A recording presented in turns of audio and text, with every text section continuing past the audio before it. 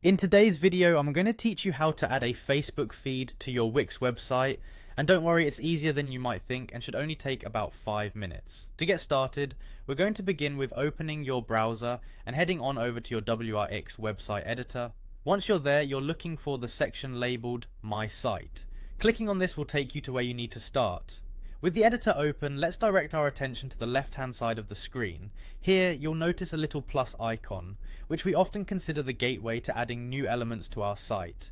By clicking this, we're essentially opening up a toolbox that contains everything we need to enhance our website.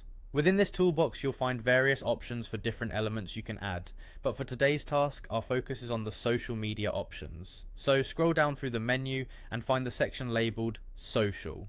This is where you'll discover all the social media integrations that are possible. Now clicking on social will open another set of options. Within these options you'll see icons for different social media platforms, but what we're interested in today is of course Facebook. So go ahead and click on that Facebook icon. After clicking you'll see a variety of Facebook features to choose from. What we're looking for specifically is the option that says Facebook page newsfeed. Clicking this will allow us to integrate the live feed directly from your Facebook page onto your website. Once you've selected the newsfeed option, it's time to personalize it a bit by adding your specific Facebook page. You'll see an option to add page name, and this is where you can enter the name of your Facebook page. Adding your Facebook page name ensures that the correct feed will be displayed. Now to ensure everything works seamlessly, you might be prompted to enter your Facebook page's ID. If you're not sure what your page ID is, you can find it by going to your Facebook page.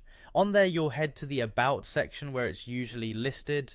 Once you have that ID, simply input it into the designated space and your feed will be set up to pull content directly from your Facebook page. And there you have it.